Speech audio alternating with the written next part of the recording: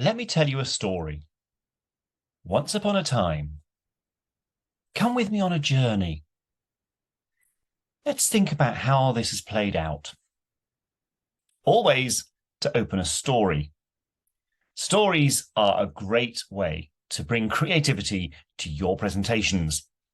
But of course, stories aren't all about once upon a time. They don't have to be children's stories. But there's a reason we tell stories to children, because they entertain, they reassure, and often they educate. Think about fairy tales. They often have quite a strong moral story, not always a particularly pleasant moral to the story. But there's a reason why stories endure as a way of communicating.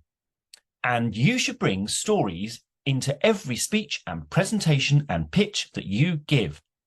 Now, that doesn't mean you're going to start with, let me tell you a story, or once upon a time, but your story will really connect with an audience. That story might be about you. It might be about your audience. It might be about a client you've worked with. There are lots of different things you can talk about in your story. That story might just be very short, just a 30-second little anecdote. It's still a story. Or it might be something that actually takes several minutes to tell. You might even want to split the story, tell the opening at the opening of your presentation, park it, tease the audience, and then come back and tell the rest of the story later on, or even at the very end of the presentation. It's actually a really nice way to bookend a presentation.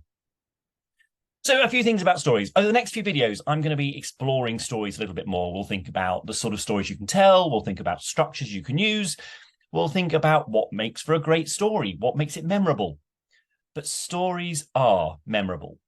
People will remember a story or an anecdote or even a joke, which is a form of story, far more than they will just a block of facts or information.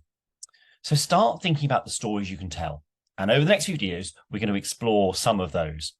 As I say, they may be your stories. They may be true stories. They may be fictional stories or exemplar stories.